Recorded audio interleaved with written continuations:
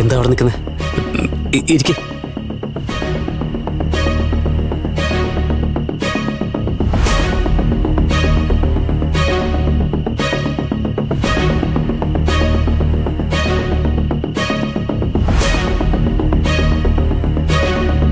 ചാരുമോള് അവളൊരു പാവ. മറ്റൊരു പെൺകുട്ടിയുടെ മനസ്സിലുള്ള കാര്യം ചാരുമോൾ അറിഞ്ഞ ജീവിതകാലം മുഴുവൻ അവളെ പുറത്ത് വേദനിച്ചുകൊണ്ടിരിക്കും.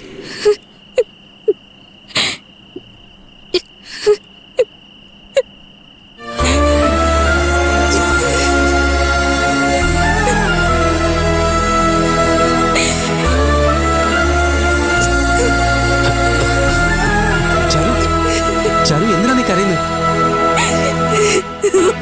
ചാരു, എന്തിനാ കരയുന്നതെന്ന്?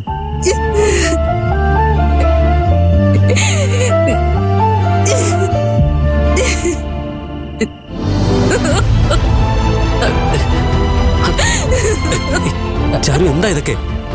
എണീക്ക് ചാരു, എണീക്കാൻ. ചാരു, എന്തായി കാണിക്കുന്നേ? ചാരു, ചാരു എണീക്ക്. ചാരു,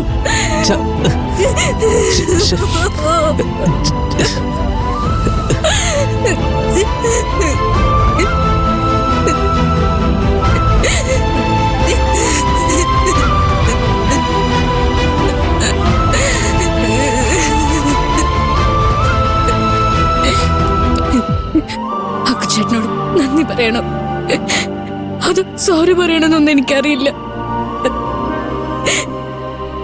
ഈ വീട്ടിലേക്കൊരു മരുമകളായിട്ട് വരണമെന്ന് ഞാൻ ഒരിക്കലും ചിന്തിച്ചിട്ടില്ല. ഞാൻ കാരണം ബാലുമാമിക്ക് പ്രശ്നങ്ങൾ ഉണ്ടാവുമ്പോ എങ്ങോട്ടേലും പോയാലോ എന്ന് ചിന്തിച്ചു പോവാ.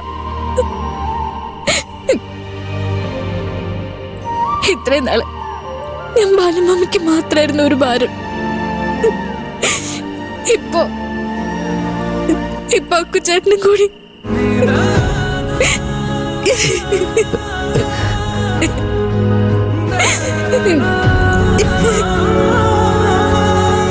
ഇതുവരെ ഞാൻ ഒന്നും ആഗ്രഹിച്ചിട്ടില്ല.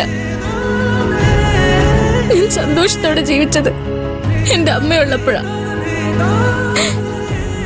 ഈ കല്യാണം ഞാൻ ആഗ്രഹിച്ചതല്ല അക്കുചേട്ടൻ. ബാലമ്മ പറഞ്ഞതുകൊണ്ട് മാത്രം സമ്മതിച്ചതാ. എന്റെ അച്ഛനെന്ന് പറയുന്ന ആള് ഒരാളെ മുന്നിൽ കൊണ്ട് നിർത്തി. അവന്റെ സ്വഭാവം അറിഞ്ഞപ്പോ ബാലമ്മ അരവിന്ദേട്ടനെ ചൂണ്ടിക്കാട്ടി. അരവിന്ദേട്ടൻ എന്നെ ഇഷ്ടപ്പെടാതെ പോയപ്പോ അക്കുചേട്ടൻ എന്തൊക്കെയാ നടക്കുന്നതെന്ന് ചിന്തിക്കാൻ പോലും കഴിയുന്നില്ല.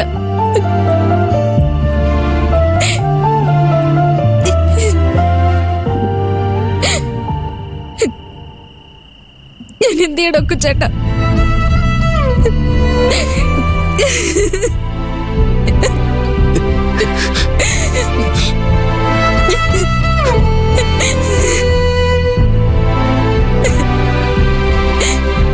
എന്റെ ഇഷ്ടങ്ങളൊന്നും ആരും ഇതുവരെ ചോദിച്ചിട്ടൊന്നുമില്ല.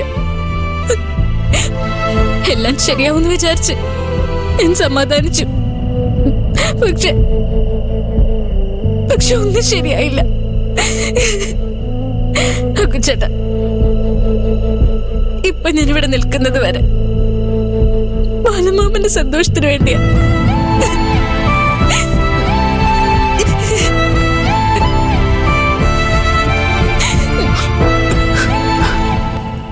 മറ്റുള്ളവരുടെ സന്തോഷത്തിന് വേണ്ടി ചിലപ്പോൾ നമ്മുടെ സന്തോഷങ്ങൾ മാറ്റിവെക്കേണ്ടി വരും.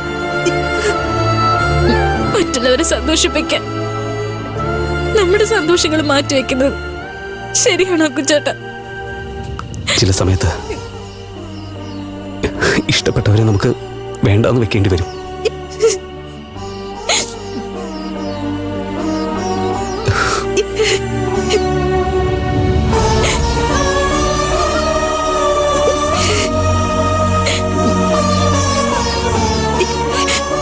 എന്നോട് ക്ഷമിക്കണം അക്കുചേട്ടാ. ദേഷ്യമൊന്നും തോന്നരുത്. ഇപ്പൊ എന്റെ സ്ഥാനത്ത് നയനെ ഇവിടെ നിൽക്കേണ്ടിയിരുന്നത്.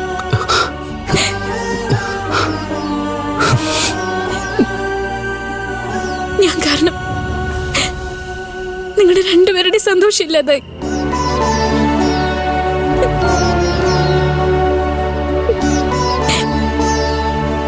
ഈ സങ്കടങ്ങളിൽ നിന്ന് ഞാനെങ്ങനെ പുറത്തു വരുന്ന എനിക്കറിയില്ല.